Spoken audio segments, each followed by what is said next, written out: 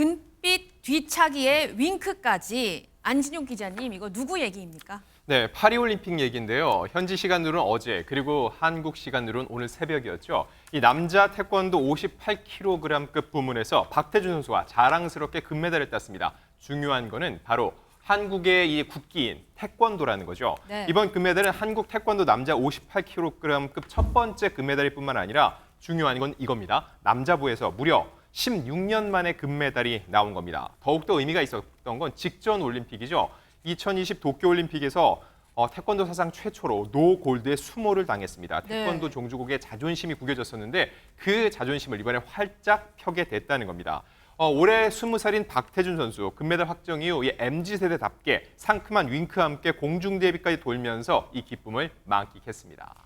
윙크에 공중제비까지 돌고 허주연 기자님 너무 상큼한 것 같아요. 어떻습니까? 저도 굉장히 저 금빛 윙크에 마음을 저격당한 것 같습니다. 네. 아니 우리 선수들이 저는 정말 이번에 많은 것을 달라진 모습을 느꼈다라고 생각이 되는 게 네. 어린 선수들이 지금 엄청나게 좋은 성적으로 우리 예상을 뛰어넘는 그런 선전을 하고 있잖아요. 네. 그런데 저런 세리머니라든가 경기 중에 매너라든가 이런 것들이 정말 거의 모범적이다라고 불릴 정도로 굉장히 세련된 그런 매너들 보여주는 모습이 저는 참 멋지다는 생각이 듭니다. 이제는 우리 선수들이 운동을 정말 더 이상 배고파서 하는 게 아니라 진짜 즐기면서 하고 있는 게 아닌가 이런 생각이 들기도 해서 좀 뿌듯하기도 한데요. 올해 만 20살이라고 합니다. 본인도 얼마나 기뻤겠습니까? 그런데 이게 좀 이 경기에 올라오는 동안 특히 경기 결승전에서 좀 이슈가 있었어요. 네. 그러니까 본인이 승리가 확정된 그 순간에는 마음껏 기쁨을 표출하지는 못했었습니다. 왜냐하면 결승에서 맞붙은 상대인 아제르바이잔 국적의 마고메도프 선수 걱정 때문이었는데 사실 1라운드에서 이미 두 사람 발차기가 엇갈리면서 마고메도프 선수가 왼쪽 정강이부에 통증을 호소를 했어요. 맞아요. 그런데 이 선수가요, 진짜 이번 대회 최대 이변을 쓴 선수인 게 랭킹이 26위인데 정말 이변을 쓰면서 올라온 선수거든요. 네. 누구도 여기까지 올라올 거라고 생각을 못했던 선수인데 정말 이 선수도 끝까지 투혼을 발휘를 했어요. 통증을 참으면서 경기에 임했고 2라운드에서 굉장히 날카로운 헤드킥을 시도하기도 했거든요.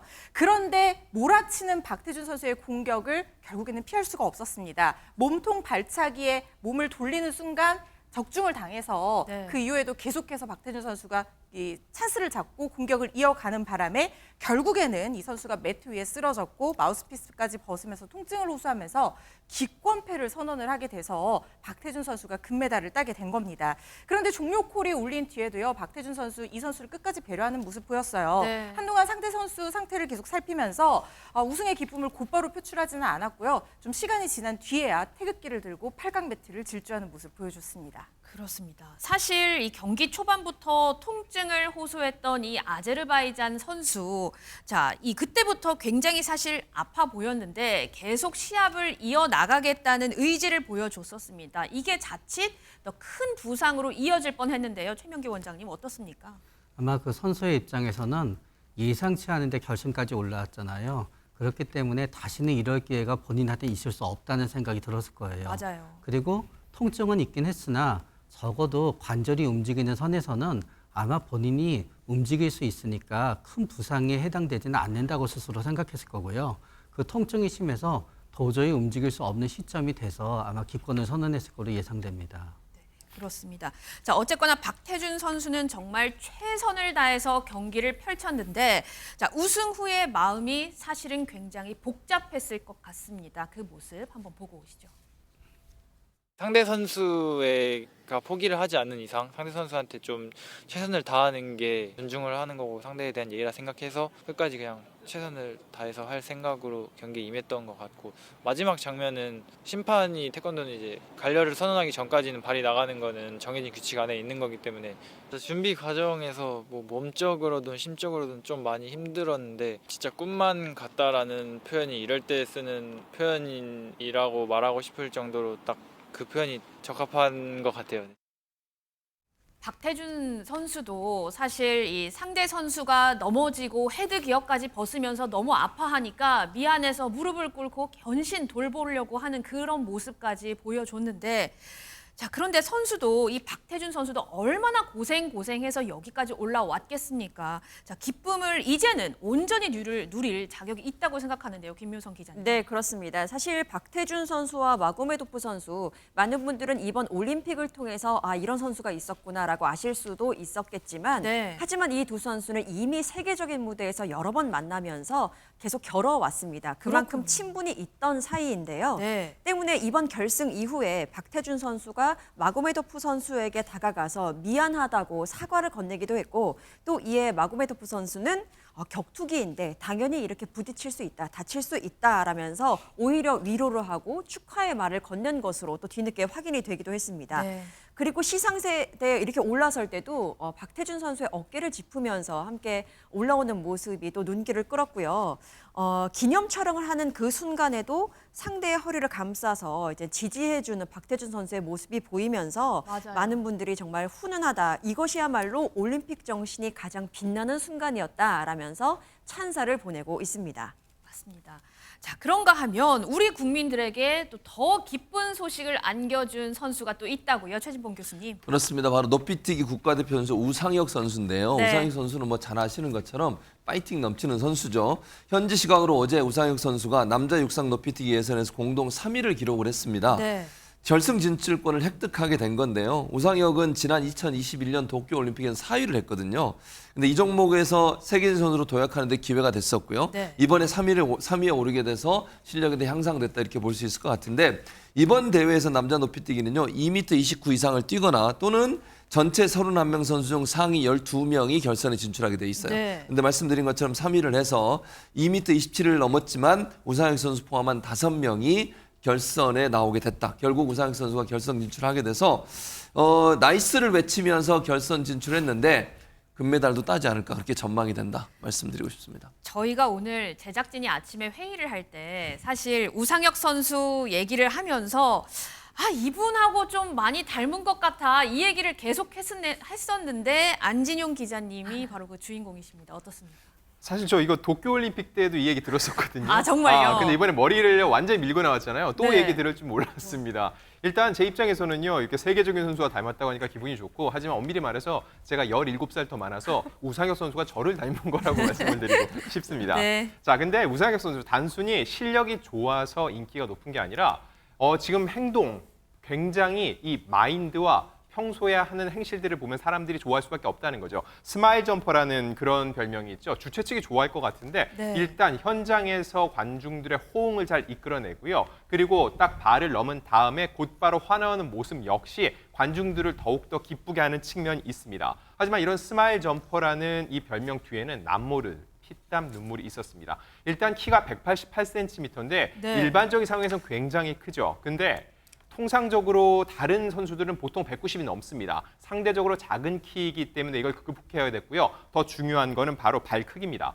8살 때 교통사고를 당해서 그 후유증으로 오른발이 왼발보다 1cm 가량 작다는 거죠. 그렇군요. 정말 발 길이가 다르네요. 그렇습니다. 높이뛰기에서 가장 중요한 요소 중에 하나가 도움닫기 그리고 균형 감각인데 1cm는 굉장히 큽니다. 네. 과거에 은메달을 땄던 마라토너 이봉주 선수도 짝발로 유명했었죠. 이봉주 선수의 발 크기는요 4.4mm가 달랐습니다. 근데 그거보다 2배 이상 다르다는 거예요. 그만큼 우상혁 선수 입장에서는 이를 극복하기 위해서는 남들보다 더 많은 피땀 눈물을 흘릴 수밖에 없었던 거죠.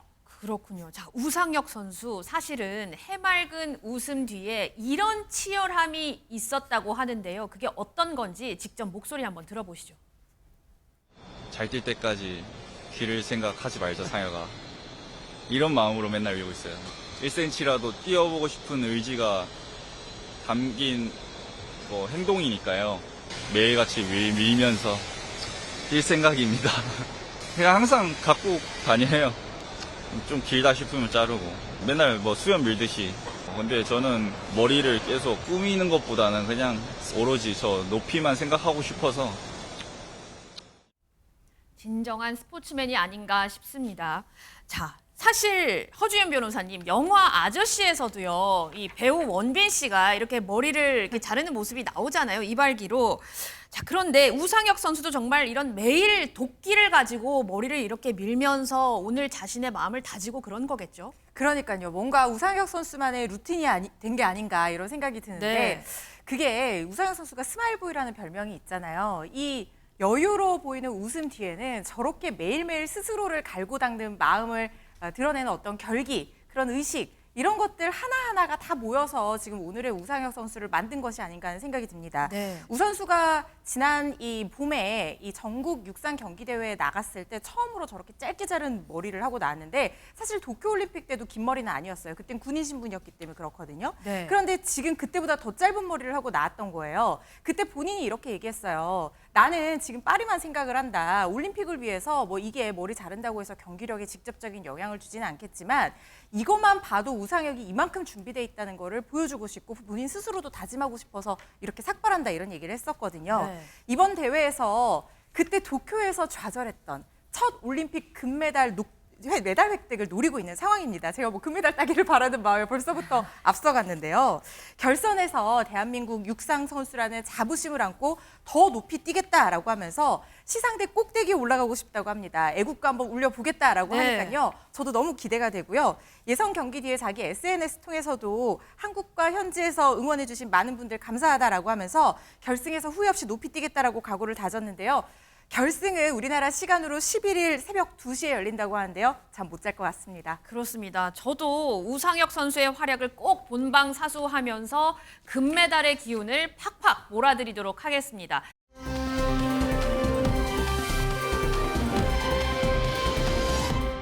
한국에 와서 다 말하겠다라는 말을 남기고 한국에 어제 귀국했던 셔틀콕 여제 안세영 선수, 자 그리고 배드민턴 협회장까지 지금 이제 모든 사람들이 다 귀국을 했는데 자 각각 어떤 입장을 내비쳤었는지 그 목소리도 한번 듣고 오시죠.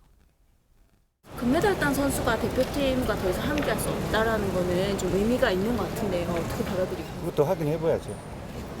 왜 그런 소리를 했는지. 갈등이 있은 적 없고요. 제대로 다 선수 생활을 했고. 저는 정말 싸우려고 하는 의도가 아니라 저는 정말 운동에만 전념하고픈 그런 마음을 행사하고 싶은 마음에 그렇게 이해해달라는 마음으로 말씀을 드린 거고요.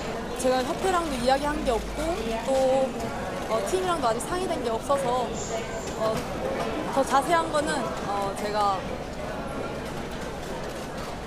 상의한 후에 말씀드리도록 하겠습니다. 여러분이 조금 전에 들으셨겠지만 이 배드민턴 협회장이 갈등이 없다고 말을 했어요. 그런데 자 오늘 협회 측에서 입을 열었다면서요, 안진용 기자님? 네, 맞습니다. 이 어제 그 안 선수가 들어오면서 입구장에서 조금 더 많은 말을 하지 않을까라는 생각이 들었는데 네. 사실 그 전에 파리에서 충분히 본인의 의견은 피력을 했습니다. 그렇기 때문에 싸우려는 의도가 아니라 운동에만 전념하고 싶어서 했던 얘기였다라고 네. 얘기를 했고 추후 더 상의 후에 입장을 추가적으로 밝히겠다고 얘기를 했습니다. 그런 가운데 배드민턴 협회는 어제 이 A4 10장 분량의 입장문을 냈습니다. 이 원래는 같이 들어와야 되는데 협회 측이 먼저 들어왔거든요. 네. 그 이유, 왜 비행기 시간까지 바꿔서 먼저 들어왔냐라는 질문에 보도 자료를 준비해야 됐기 때문이라고 했고 그거에 대한 답변을 내놓은 겁니다. 근데 사실 이 부분에서 조금 석연치 않고 이해가 안 되는 게 앞에서 협회장은 분명히 얘기를 해봐야겠다. 안 선수가 왜 그런 얘기를 했는지 확인이 필요하다라고 했는데 맞아요. 그랬다면은 보도 자료를 내기 전에 안 선수랑 대화를 먼저 하는 게 우선이었을 것 같은데 원래는 같이 들어오는 비행기였죠. 파리에서 한국 들어오는데 10시간 이상 걸립니다. 그럼 같은 비행기 안에서 얘기를 나눌 수 있는 시간도 충분히 있었을 텐데 굳이 비행기 시간을 바꿔서 들어와서 안 선수의 얘기 듣기 전에 입장문부터 발표한 거에 대해서도 이건 석연치 않다는 얘기도 또 나오고 있고요. 네. 그래서 그 내용을 하나하나 보면은 결국 그동안 안 선수가 했던 얘기에 대해서 조목조목 반박을 하고 있습니다. 가장 대표적인 내용은 바로 이 부분입니다.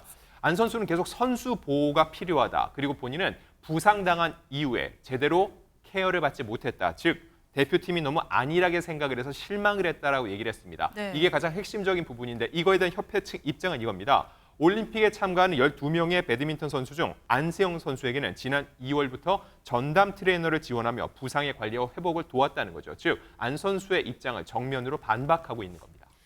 말씀하셨듯이 지금 보도자료를 A4 10장이나 되는 보도자료를 배드민턴 협회 측에서 냈단 말이죠. 자, 그러면 안세영 선수의 얘기에 대해서 좀 반박할 게 굉장히 많았나 봅니다. 김효성 기자님. 네, 그런 것 같습니다. 협회는 또 협회 나름대로 물러설 수 없는 지점들이 있었기 때문에 하나하나 반박한 것으로 보이는데요. 말씀하셨던 것처럼 안세영 선수가 말을 했던 것마다 따옴표를 붙여서 그 구절마다 반박하는 자료들을 계속해서 붙이면서 배포를 한 것입니다. 또 그중에 하나를 또 짚어보자면요.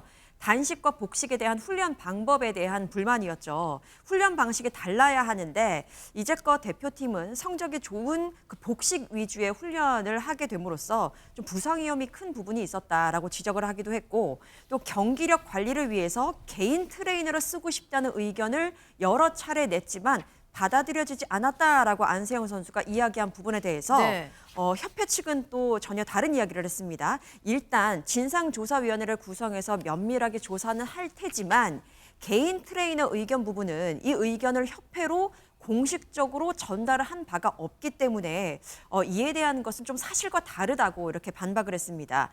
그리고 또 안세영 선수가 자주 언급한 사람이 있었죠. 바로 본인을 전담했던 개인 트레이너 선생님에 대한 부분이었는데 맞아요.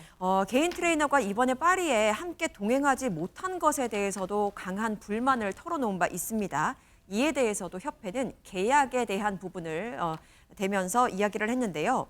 이 개인 트레이너 선생님 같은 경우에는 6월 30일부로 계약이 종료됐음에도 올림픽 때까지 계속해서 함께하기 위해서 계약 연장을 제안을 했는데 해당 트레이너가 거절을 한 것이다. 그러니까 안세영 선수와 이야기했던 부분과는 정반대 이야기를 하고 있어서 조금 더 이 부분에 대해서는 면밀히 살펴볼 필요가 있어 보입니다. 양측의 오해와 서운함이 이제는 진실 공방으로 번지는 양상인데 안세영 선수가 이런 얘기도 했었습니다. 대표팀과 계속 가기는 힘들지 않을까. 자, 그렇다면 앞으로 안세영 선수는 개인으로 출전하겠다 이런 뜻입니까? 허주인 변호사님. 일단 갈등이 어떻게 봉합되는지도 좀 지켜봐야 되겠지만 안 선수가 원한다고 해서 개인 자격으로 출전하기는 규정상 가로막힌 장애물이 있습니다. 대한배드민턴협회 규정을 살펴보면요. 개인 자격으로 국제대회에 나서려면 국가대표로 이 활동한 경력이 5년 이상이 돼야 되고 여자의 경우에는 27살 이상이 돼야지 이 비국가대표팀 개인 자격으로 국제대회에 출전을 할 수가 있습니다. 이게 나이가 지금 안세영 선수가 2002년생이니까 안 되네요. 그렇죠. 안세영 선수 22살이잖아요. 맞아요. 그러니까 만약에 대표팀에서 은퇴를 한다고 하면 앞으로 5년 동안은 국제대회에 참가할 수 없도록 지금 규정상 못 박혀 있는 상황인 거예요. 그래서 지금 만약에 이런 규정이 왜 있느냐 이런 부분들 좀 궁금해하시는 분들 많은데 협회 측에서 얘기하기로는 이 규정이 없다고 하면 국가대표로 열심히 육성을 해서 키워놨는데 다 뭐 금메달 따고 어린 나이에 이탈해서 개인 자격으로 출전한다 그러면 대표팀의 어떤 전력으로서 보면 어떻게 보면 손실이 될 수가 있거든요. 이런 부분들 때문에 27살까지 여자 같은 경우에 27살까지 출전하지 못하도록 막아놨다라고 하고 있는데 근데 예외의 조항이 있어요. 이 규정을 충족하지 못한다는 경우라고 하더라도 국가대표팀의 요청이 있을 경우에는 대회 참가를 허용할 수 있다는 규정이 있는데 지금 안세영 선수는 협회 그리고 협회에서 관리하는 대표팀과 극심한 갈등을 지금 빚고 있는 상황이잖아요. 그래서 이 예외 규정을 적용할지는 미지수입니다. 그렇다고 하면 안세영 선수가 선택할 수 있는 것은 대표팀에서 은퇴를 하고 이 규정의 효력을 문제 삼는 법정 다툼을 이어가서 효력을 정지시킨 다음에 개인 자격으로 활동하는 그런 방법을 생각해 볼 수가 있는 거죠. 실제로 2016년도에 리우올림픽 끝나고 나서도 우리나라 탑랭커였던 남자 선수들이 은퇴를 했는데 그때 배드민턴협회에서 규정을 남자 선수 같은 경우에는 27이 제한이었는데 31살로 갑자기 높여버려요. 그래서 그 선수들이 개인 자격으로 국제대회에 참가할 수 없게 됐던 적이 있었는데 그 선수들이 법정 싸움을 통해서 이 규정의 효력 자체를 정지시키고 개인 자격으로 출전을 했던 그런 사례가 있거든요. 안 선수가 아마 이 부분을 참고 삼아서 법정 다툼을 이어가게 될 가능성이 나오는 이유가 바로 그 부분 때문입니다. 자, 협회에서는 처음에는 갈등이 없다라고 하다가 A4 10장에 달하는 입장문을 낸 상황이고 안세영 선수는 한국 가서 모든 걸 다 얘기하겠다라고 했는데 정작 한국에 와서는 좀 상의를 해보겠다라고 하고 입을 다문 상황입니다. 자, 그런데 어느 쪽 얘기가 현재 사실인지는 잘 모르겠지만 안세영 선수가 금메달을 따자마자 이런 얘기를 한 걸 보면 사실은 오랫동안 참기는 많이 참아온 것 같은데요, 교수님. 네, 맞습니다. 일단 안세영 선수의 입장은 요거인 것 같아요. 뭐 요청을 하잖아요. 네. 그럼 안세영 선수 입장에서는 해서 안 된다는 게 없다 그러면 선수를 위해서 해줘야 되지 않냐는 게 안세영 선수의 입장이었던 거예요. 네.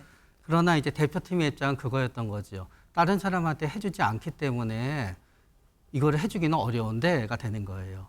또 대표팀과 안세영 선수의 요 내용도 그래요. 만약에 공식 요청을 한 바가 없다라고 가정하는 거예요. 그 안세영 선수가 구두 요청을 했는데 공식 요청이 안 됐으면은 대표팀은 공식 요청을 한 적이 없다가 맞는 거고 그렇죠. 안세영 선수 입장에서는 내 구두 요청이 공식 요청으로 이어지지 않았다가 되는 거예요. 네. 해당 트레이너의 조건을 받아들였다도 안세영 선수가 작년 몇 월부터 했는지 몰라요. 6월부터 계속 얘기했는데 안 하다가 2월에 되었다라고 가정하는 거예요. 그건 대표팀은 2월에 해줬으니까 됐다라고 하는 거예요. 안세영 선수는 몇 달을 안 해줬으니까 안 해줬다가 되는 거예요. 그렇죠.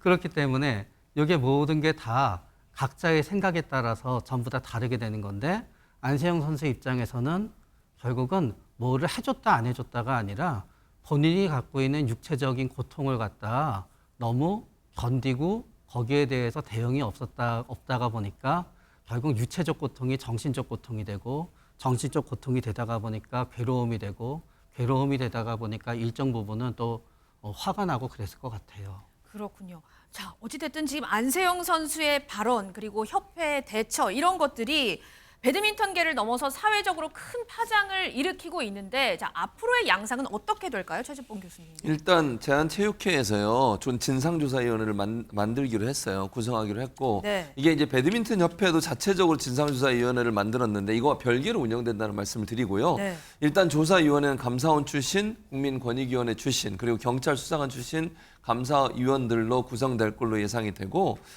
말씀드린 것처럼 안세영 선수 측도 조사를 하고요. 배드민턴 협회 측도 조사를 할 계획입니다. 왜냐하면 배드민턴 협회 자체 진상조사위원회가 있지만 이건 이제 이해 당사자잖아요. 그렇죠. 그럼 누군가 이 배드민턴 협회의 주장이 맞는지도 확인해야 되기 때문에 대한체육회가 이 두 양측의 의견이 어떻게 충돌되고 뭐가 진실인지 하는 부분을 파악하기 위한 진상조사위원회가 운영되는데 문제는 이제 그렇게 되면 시간이 좀 걸리고 사회적 논란은 앞으로도 계속될 것으로 생각이 됩니다. 그렇습니다. 이 협회 측의 첫 공식 입장문이 나온 가운데 안세영 선수는 입을 다문 상황입니다. 자, 앞으로도 안세영 선수가 어떻게 답을 내놓을지 뉴스파이터도 계속해서 쫓아가도록 하겠습니다.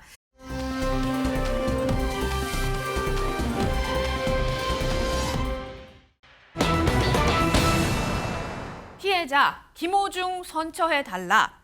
자, 안진용 기자님, 음주 상태로 운전을 하다가 이 뺑소니 사고로 도주해서 재판 중인 가수 김호중 씨.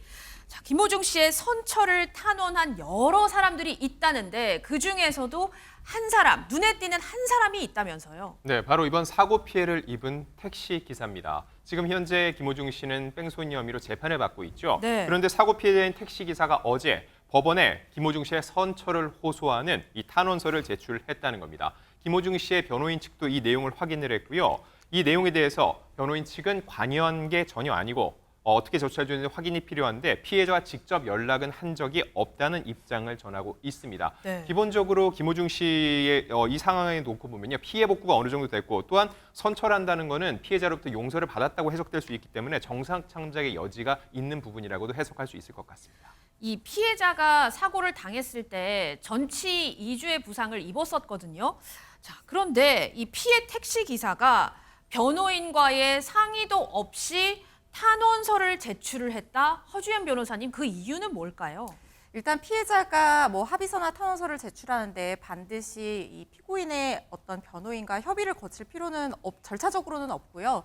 그냥 재판부에 뭐 자율적으로 제출할 수가 있는 그런 상황입니다. 네. 그런데 보통은 이제 합의 과정에서 이런 것들을 제출하기로 약정을 하는 경우들이 많기 때문에 변호인을 거쳐서 제출을 하는 경우들이 대부분이죠. 그렇죠. 그런데 지금 김호중 씨의 변호인이 인터뷰를 하신 분이 누구인지는 제가 알 수는 없으나 여러 명 변호인단이 있기 때문에 이 변호인이 아니라 다른 변호인과 뭐 얘기를 했을 가능성은 있습니다만은 변호인이 제출한 게 아니라 피해자가 직접 제출을 했다라고 하면 김호중 씨의 어떤 가족이라든가 김호중 씨의 뭐 소속사 관계자 지금 구속되지 않은 다른 사람들이 있을 수 있잖아요.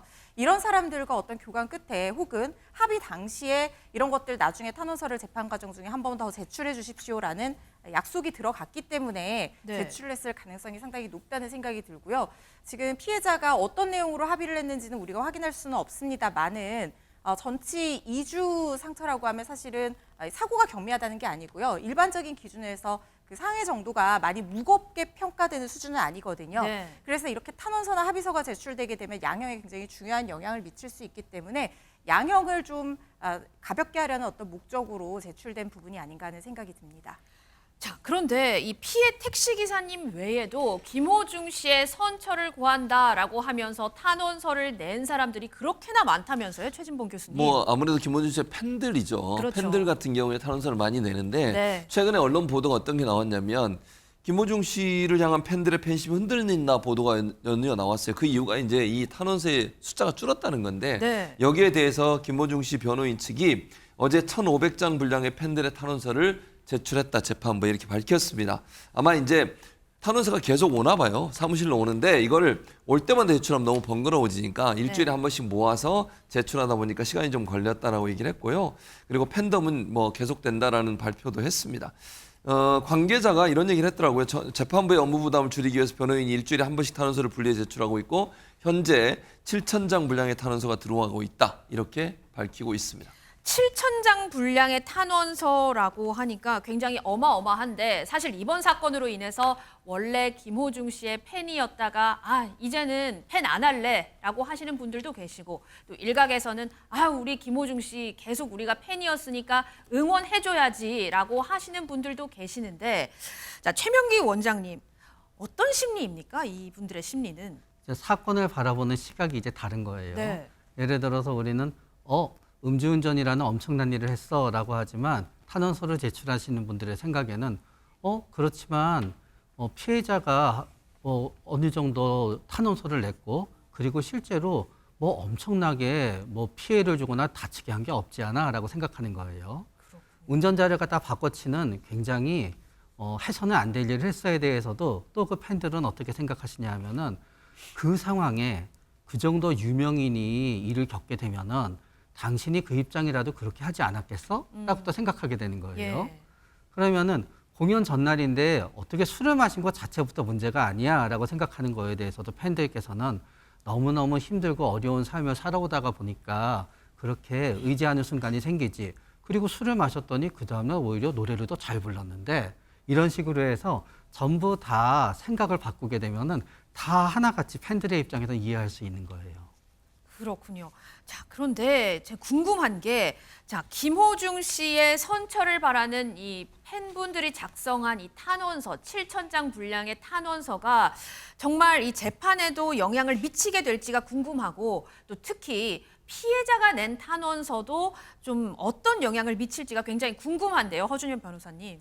일단 이 팬들이 내는 탄원서 물론 뭐 없는 것보다는 있는 게 낫겠지만 이렇게 뭐 물량 공세식으로 많이 탄원서를 제출한다고 해서 그것이 바로 양형에 아주 긍정적인 영향을 미칠 거라는 생각은 들지 않습니다. 그러면은 이 탄원서의 개수가 많다고 해서 양형에 영향을 미친다 이런 거는 아니라는 거군요. 그렇죠. 다만 이제 진정한 의미의 그 김호중 씨의 양형을 결정할 때 김호중 씨의 어떤 평소 행동이라든가 모습이 어떠했는지 이 범죄가 정말 이 죄질이 불량한 것이 아니라 얼마나 실수로 저지른 그런 것인지 뭐 이런 것들을 좀 살펴보게 되는 부분이 결국에 양형을 영향을 미칠 수 있는 부분이거든요. 네. 그렇다고 하면 평소에 성실하게 살아온 사람이 한순간 유혹에 빠져서 또는 한순간 잘못으로 이렇게 범죄를 저지르게 됐다는 점이 재판부에 설득력 있게 입증이 돼야 되는 부분인데 그렇기 때문에 반성문도 내고 탄원서도 내고 하는 것인데 팬분들은 김호중 씨와 직접적인 어떤 인적 관계가 있는 그런 사람들은 아니잖아요. 그렇죠. 그러니까 김호중 씨의 어떤 평소의 모습을 다 알기는 어렵다고 보고 다만 팬들이 이렇게 김호중 씨에 대해서 응원하고 있다. 이 정도 의미가 재판부에 전달될 거라는 생각이 들고요. 반면에 피해자의 탄원서는 상당히 중요한 영향을 미칠 수가 있습니다. 지금 김호중 씨에게 적용된 뭐 위험운전치상, 도주치상 같은 교통범죄는요. 어떤 교통 전체의 원활한 흐름과 안전이라는 공익도 보호법이기로 하고 있지만 피해자의 생명과 재산 보호라는 개인적인 법익도 보호하기 위한 규정이거든요.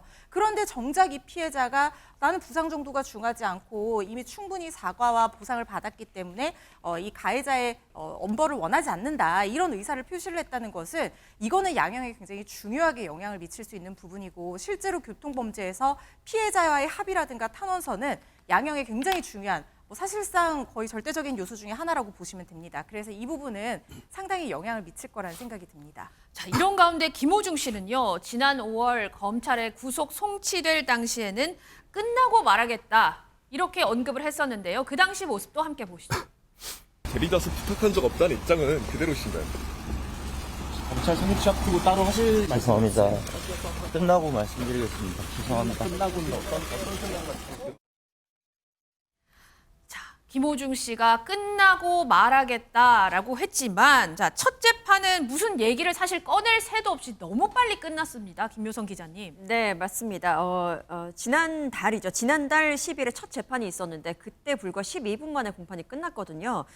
김호중 씨 같은 경우에는 위험 운전치상, 그리고 도주치상, 사고 후 미조치, 범인 도피 교사 혐의로 구속된 상태였었고, 그 상태로 재판에 넘겨졌었는데, 말씀드린 대로 첫 번째 재판에서는요, 김호중 씨와 그 변호인은 검찰이 낭독하는 공소 사실을 그냥 묵묵히 듣기만 했습니다. 이에 대해서 공소 사실을 인정하다든지 인정을 안 한다든지에 대한 이야기는 하지 않았습니다.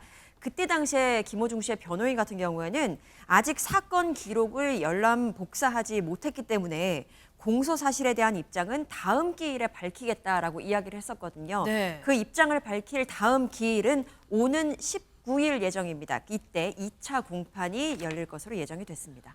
자, 그러면 2차 공판 때 김호중 씨 측에서 어떤 얘기를 꺼내는지가 굉장히 중요할 것 같은데요. 허주연 변호사님. 그렇습니다. 제일 주목해서 봐야 될 부분은 김호중 씨가 어디까지 자신의 혐의를 인정하고 시작할 것이냐, 이 부분일 거라는 생각이 듭니다.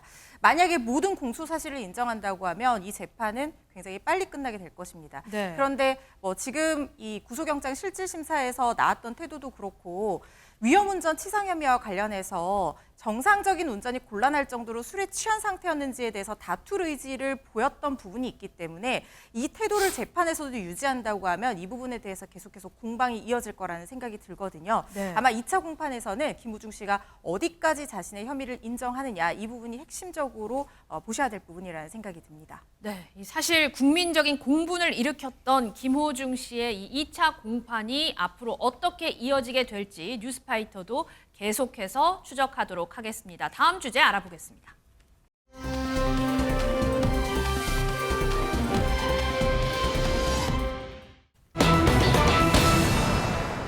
슈가가 탄 건 킥보드냐 스쿠터냐.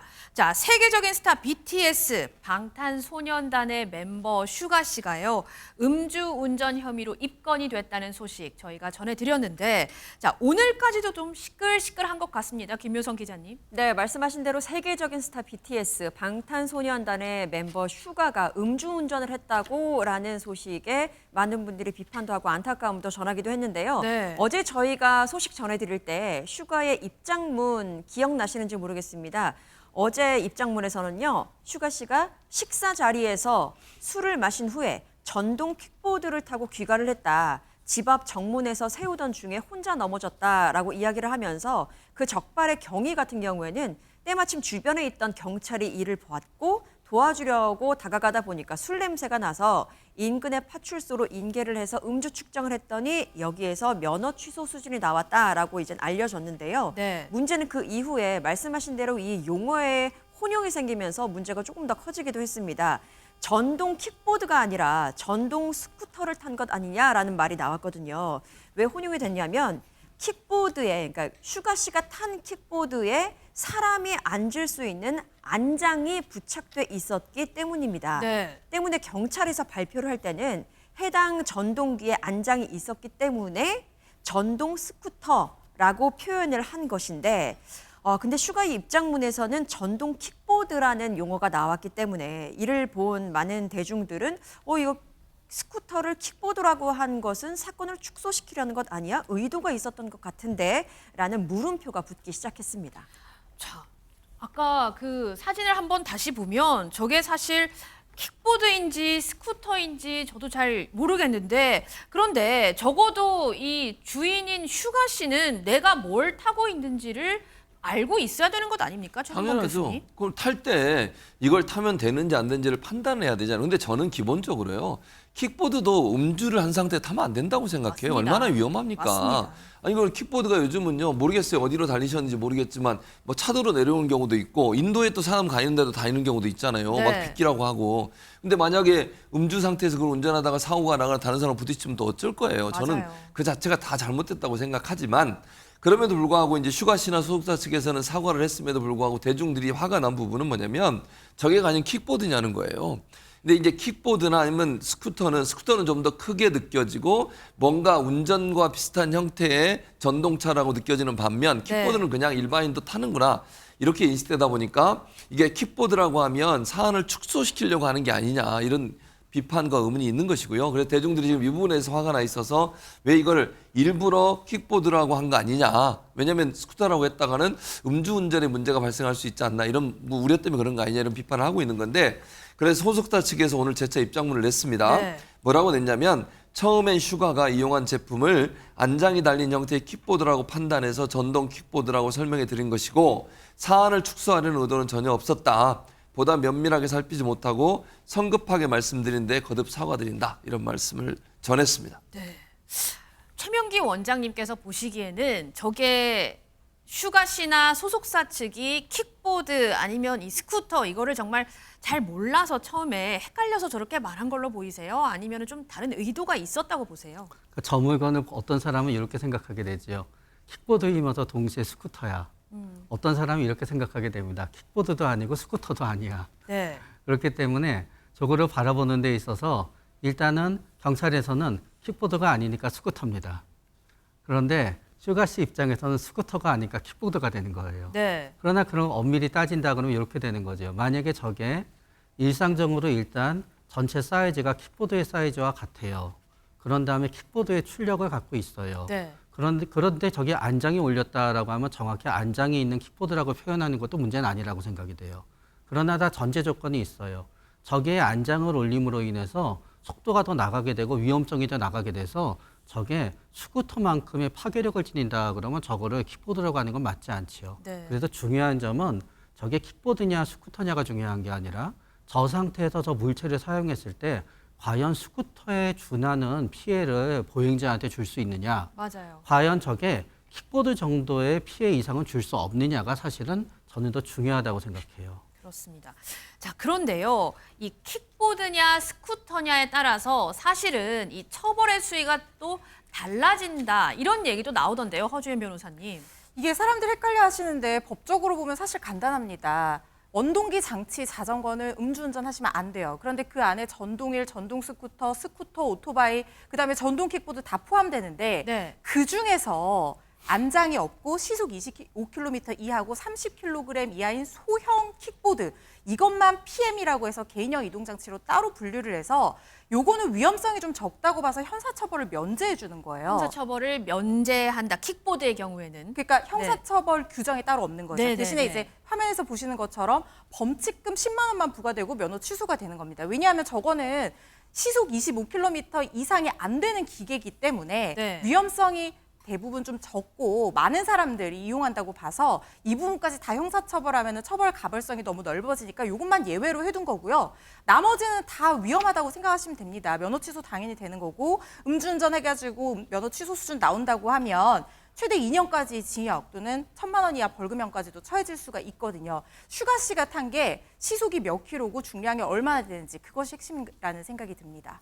사실 이 슈가 씨가 이 스쿠터를 탈 때, 전동 스쿠터를 탈 때 헬멧도 썼었고, 자, 그러긴 했지만, 자, 본인 스스로도 재빠르게 인정하고 사과는 했습니다. 그렇지만은 좀 파장이 계속해서 좀 커지는 것 같습니다. 안진용 기자님. 네, 유명인들이 명백한 잘못을 저질렀을 때 대처하는 방법은 크게 세 가지입니다. 네. 첫 번째 빠르게, 그리고 두 번째 정확하게, 세 번째 진정성 있게입니다. 진정성 일단 있게. 굉장히 빠르게 대처를 했는데 그 다음 정확성을 놓고 보면은요. 이미 이게 일부러 사안을 축소시키려고 했던 거 아니냐 이런 얘기가 나오고 있죠. 결국 네. 정확하게 표현을 못했다는 겁니다. 그리고 축소할 의사가 정말 없었다 하더라도 이런 논란이 불거졌다는 거는 사태를 정확하게 파악하지 못했다는 측면에서 또다시 잘못된 행동이라고 볼 수 있고요. 마지막 이 진정성 부분을 말씀드리겠습니다.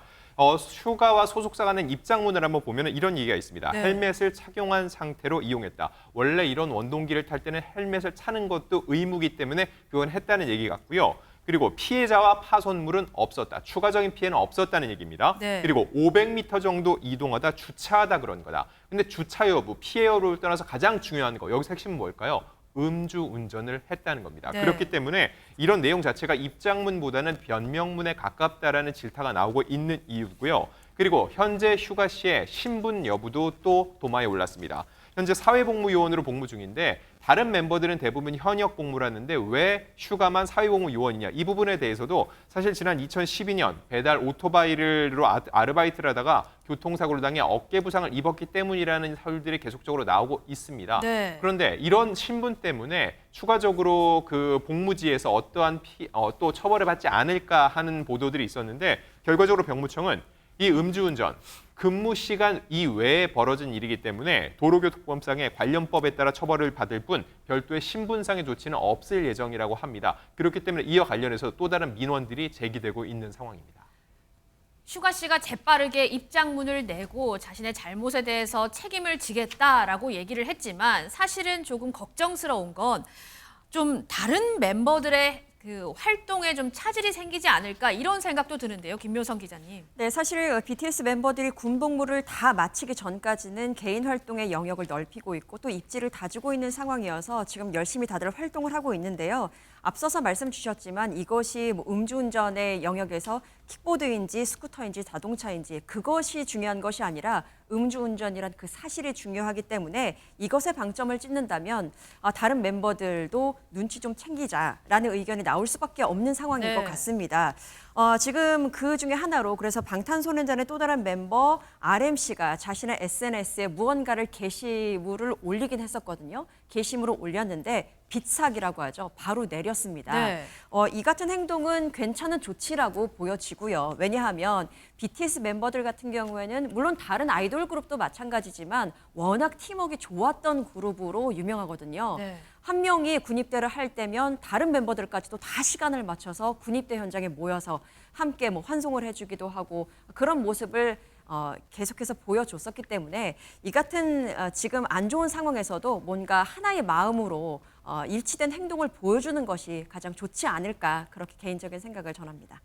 사실 그동안 방탄소년단 하면 좀 국위 선양을 한 세계적인 스타 이런 평가가 따라왔던 터라 이번 일에 대해서 좀 실망하시는 분들도 많으실 것 같은데요. 아까 안진용 기자님이 말씀하신 것처럼 핵심은 어쨌든 음주운전은 절대 해서는 안 된다는 점을 다시 한번 명심해야겠습니다.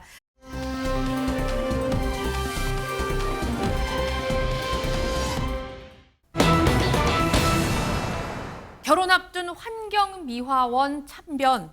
자, 김묘성 기자님, 어디서 이런 안타까운 사고가 일어났습니까? 네, 어제 새벽 1시경에 충남 천안에서 있었던 일입니다. 네. 한 승용차가 음주운전 단속을 피해서 도망을 가다가 환경미화원을 들이받은 안타까운 사고가 있었는데요. 당시 상황이 영상으로 준비됐습니다. 함께 보시면서 설명드리겠습니다. 네. 네, 횡단보도 한가운데 흰색 승용차 한 대가 멈춰 서 있죠. 그래서 보행자 신호에 초록불이 들어와도 꿈쩍하지 않으니까 다른 차량들은 차로를 바꿔서 이렇게 비켜갑니다. 이 차 운전자는 잠에 들었던 걸까요? 잠시 후에 신고를 받고 현장에 도착한 경찰들이 운전석 창문을 두드리자 갑자기 황급히 달아납니다. 그리고 도주 1분쯤 후 경찰을 피해 도주하던 흰색 차량이 이렇게 뭘 박는데요? 환경미화원과 쓰레기 수거 차량을 그대로 들이받습니다. 네. 그리고는 운전석에서 이렇게 내리더니 또다시 도망을 치는 가해 운전자 보이시죠? 네. 사람을 쳐놓고 도망간 뺑소니 사고였습니다. 자, 환경미화원 분이 안 보였던 걸까요? 설마? 자, 정말 그대로 들이받아 버렸는데요. 목소리 좀 들어보시죠. 벼락치는 소리가 나길래 내다보니까 쓰레기차하고 승용차하고 납작돼 있더라고요. 평상복을 한 사람이 차고 도망가려고 그러는지 못 가게 붙잡고 있어 나중에 뒤로 가더라고요. 목격자 얘기 들으셨죠? 벼락 치는 소리가 들렸다고 하는데요. 이 환경미화원님 괜찮습니까? 최진봉 교수님. 사실은 이분은 사망하셨습니다. 사망하셨습니다. 너무 안타까운 일인데요. 네. 너무 저는 화가 나는 게 이게 저기 지금 내려서 경찰에 마지막 장면 경찰이 데리고 오는데요. 제대로 걷지도 못해요. 맞아요. 저런 모습 보면서 저런 상태에서 운전을 하고 운전하다가 졸고 있다가 저기서 차에 잘다가 지금 경찰이 오니까 저렇게 한 거 아닙니까? 네. 근데요, 이 사람이 음주 측정을 피해서 1km 정도를 도주를 했고 도주하고 나서 환경미화원이 지금 화면은 안 나오는데 네. 저 그 청소 차량 있지 않습니까? 수거 차량을 들이받을 때 그 사이에 있었어요. 그러니까 작업을 하기 위해서 아마 차 뒤에 있었던 것 네. 같아요. 지금 쓰레기 올리고 내리고 뭐 이런 일을 맞습니다. 하는 것 같은데 그래서 결국은 거기에 그냥 이제 추돌을 할 수밖에 없는 상황이 됐던 것으로 보여지고요. 이제 운전자가 차에 내려서 도주를 했지 않습니까? 네. 거기에 있던 다른 환경미화원께서 뛰어가서 그 도주하는 사람을 잡았습니다. 그래서 데려왔는데 제대로 걷지도 못하는 상태였어요. 걷지도 못하고. 예, 그렇게 술을 마신 상태였고요. 네. 그리고 이제 이후에 소방대원들이 출동을 해서 이 환경미화원을 심폐소생술을 했는데 안타깝게도 끝내 숨지고 말았고요. 더 안타까운 것은 이 환경미화원 이분이 일을 시작한 지 이제 7개월 됐답니다. 네. 30대시고요.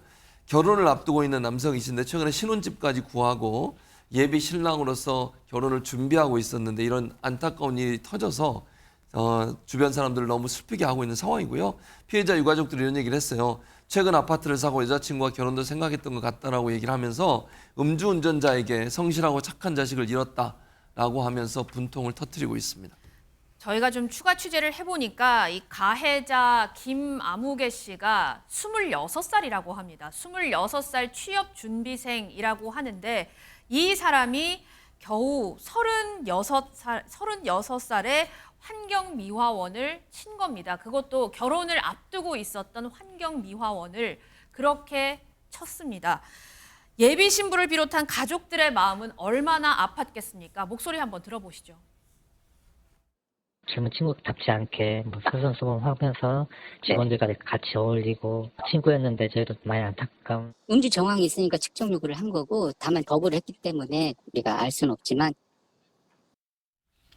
자, 술을 마시면 운전대를 잡아서는 안 된다. 이거 대한민국에서 모르는 사람 한 명도 없는데요. 그런데 왜 이렇게 뺑소니 사고 계속 나는 겁니까? 일단 그 상습적인 음주운전자들은 술을 마셔서 사고가 났다고 생각하지 않습니다. 그러면요? 상습적으로 음주운전을 했지만 사고가 안 날 때도 있거든요. 그렇기 때문에 저 사람은 하필 저때 앞에 뭐가 있었어. 근데 내가 깜빡 못 봤어라고 생각하지 본인의 네. 음주가 사고 때문이라고 생각하지 않아요. 그거가 더 쉬운 이유는 네. 술을 마시고 몸을 가누지도 못하는 상태이기 때문에 기억은 난다 하더라도 그 기억이 우리가 완전히 온전한 정신에서 나는 기억과는 다르거든요. 그러다가 보니까 더 죄책감이 무뎌지는 거예요. 네. 그러면서 마지막 문제는 뭔가 하면은 결국은 술을 마셔서 음주운전을 하게 된다는 거는 내가 술을 마시면 언젠가 음주운전을 할지 모르니까 술을 끊어야 되는 거예요. 그러나 술은 어느 정도 마시면서 음주운전을 하고 싶은 충동이 날 정도까지 술을 빠른 시간에 많이 마시지만 네. 나는 음주운전을 하지 않겠어라고 생각하면서 술을 끊지 않기 때문에 음주운전은 그 다음에 계속 자동으로 반복이 되는 거예요. 허주연 변호사님, 저는 얘기를 들으면 들을수록 정말 기가 막힌데 어떻게 보십니까? 정말 누구나 다 알지 않습니까? 네. 음주운전해서는 안 되고 음주운전을 하는 것이 나의 생명뿐만 아니라 정말 죄 없는 누군가의 생명을 위협할 수 있다는 사실을 이제는 모를 수가 없죠. 그런데 네. 음주운전은 사실은 안 하려면 피할 수 있습니다. 운전대 안 잡으면 되는데 왜 이런 사고가 계속해서 반복되는지 너무나 참담합니다. 어쨌든 지금 음주운전이 굉장히 강하게 의심되는 상황이긴 하지만 수치적으로 측정이 안 된 상태이기 때문에 혈중 알코올 농도를 우리가 지금으로서는 확인할 수 없는 상황이라는 생각이 들고 경찰도 음주 측정 거부죄와 도주치사죄 혐의를 일단 입건을 해서 사고 경위를 구체적으로 조사한 뒤에 구속영장 신청 여부를 검토할 예정이라고 하는데요. 네. 음주 측정을 3차례나 거부를 했다고 합니다. 본인이 음주를 하지 않았다면 측정 거부를 할 이유가 있었을까요? 음주운전이 법적으로 처벌될 수 있는 어떤 수치가 나온 상황은 아니지만 이런 것들을 보면 정말 너무나 참담한 마음을 가눌 길이 없습니다. 새벽 1시에 어두컴컴한 곳에서 사고 위험 무릅쓰고 가장 힘들게 고생하시는 이 환경미화원분 30대 중반의 젊은 나이였고요. 결혼을 앞두고 있었습니다. 자, 그런데 국민들의 가슴을 찢어지게 했습니다. 부디 정말 고인의 명복을 빌고 또 음주운전 뺑소니로 이 한 사람이 아니라 주변 분들, 가족까지 모두 고통받게 한 이 가해자 제발 큰 처벌이 내려져야겠습니다. 법의 심판 저희 뉴스파이터도 함께 계속해서 추적하겠습니다.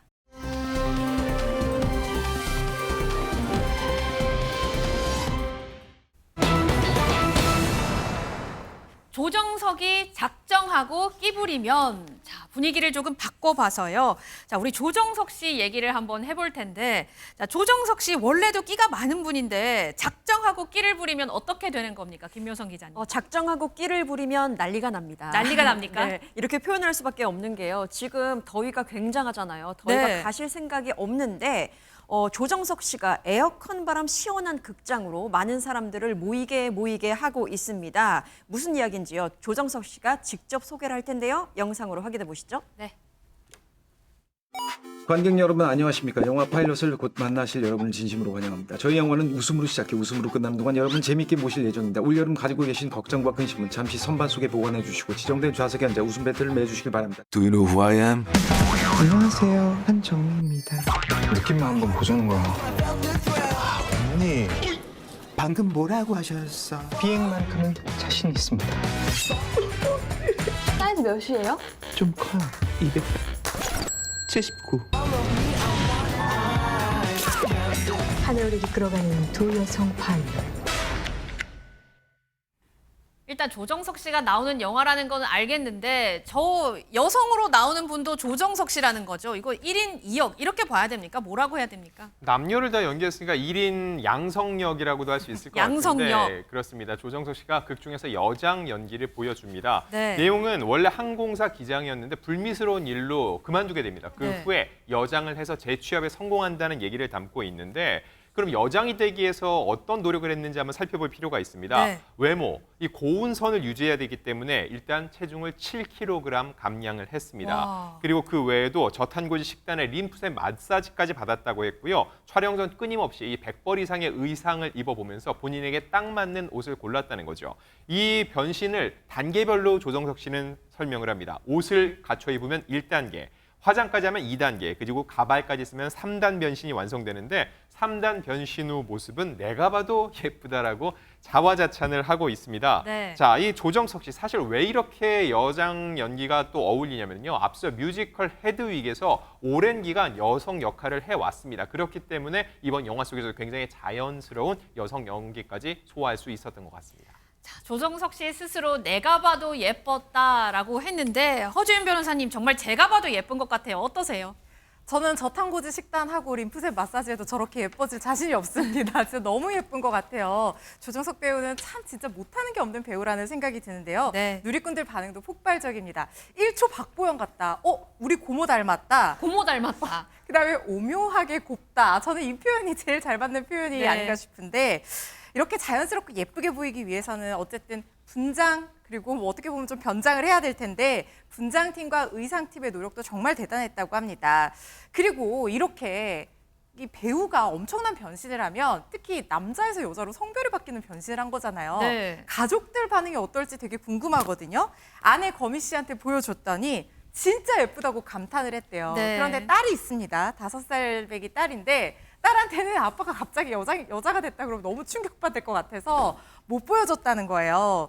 이렇게 남자가 하루아침에 여자로 변신해서 직장 생활한다는 설정이 그야말로 영화니까 가능하지 않을까 싶은데 조정석 씨가 워낙 코믹 연기 잘하고 능청스러운 연기 잘하고 목소리도 너무 좋잖아요. 맞아요. 이 영화 지금 난리 났습니다.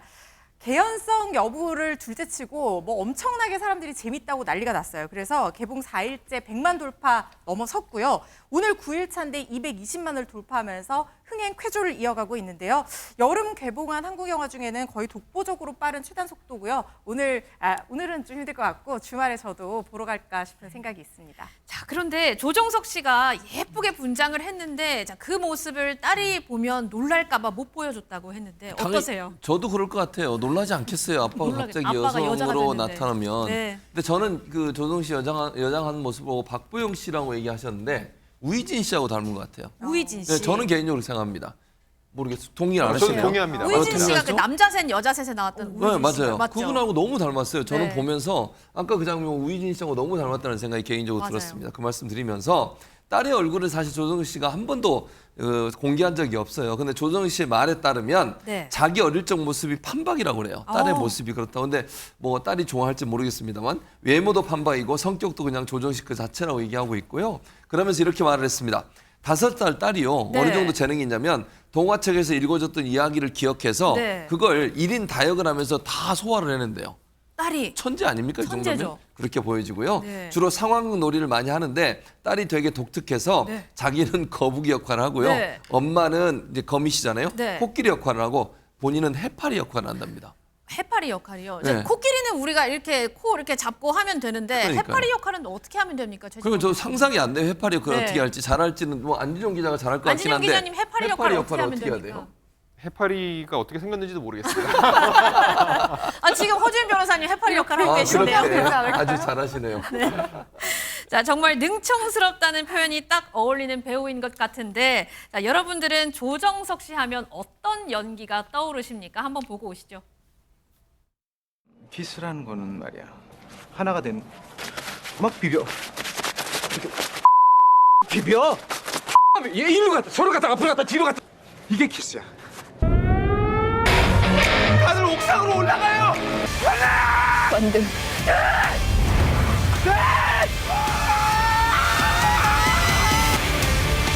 다른 거. 다른 거. 에이 브라더 오랜만이다.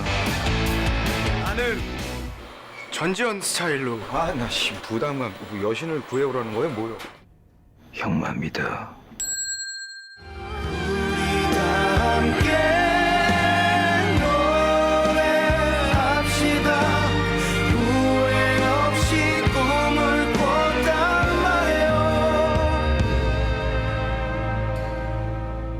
새로운 꿈을 꾸겠다 말해요. 조정석 씨가 의사로 등장했던 그 드라마에서도 노래를 불렀을 때 정말 감명 깊게 들었었는데 김묘성 기자님, 조정석 씨는 못하는 게 하나도 없는 것 같습니다. 네, 그러니까요. 그래서 지금 또 소개 하나 해드릴까 하는데요. 네. 여장 조정석에 맞서는 라이벌이 등장했습니다. 라이벌이요? 바로 가수 조정석 되시겠습니다. 네. 네, 말씀하신 것처럼 그간 여러 작품에 출연하면서 직접 OST를 부르기도 했었고 또 뮤지컬을 통해서도 이미 노래 부분에 있어서는 실력자임을 이미 입증해 왔었는데요. 이번에 가수로서도 또 데뷔를 한다라는 소식입니다. 한 예능 프로그램인데 신인 가수 조정석이라는 프로그램을 통해서 싱어송라이터로 데뷔를 꿈꾸는 20년 차 배우의 이야기를 풀어나갈 예정이라고 합니다. 네. 여기에서 조정석 씨가 직접 만든 자작곡도 선보일 예정이라고 하는데 말씀하셨던 것처럼 최고의 실력자 선배가 아내로 계시잖아요. 바로 맞아요. 거미 씨이기 때문에 거미 씨와 함께 기타를 치면서 뭐 노래를 부르면 옆에서 흥얼거리는데 그러한 흥얼거림이 자작곡으로 탄생이 됐다라고 또 배경까지도 알려지고 있습니다. 정말 노래면 노래, 드라마면 드라마, 영화면 영화, 종횡무진 활약하는 조정석 씨의 모습 저희도 함께 응원하도록 하겠습니다.